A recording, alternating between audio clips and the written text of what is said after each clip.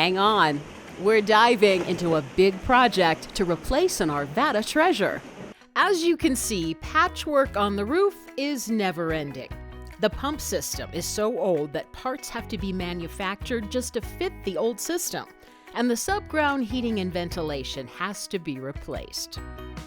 The lanes run the opposite way of the bleachers. There's no room for a much-needed family locker room, and parts of the pool are not deep enough for today's standards. Between 160 and 170,000 people use this facility every year.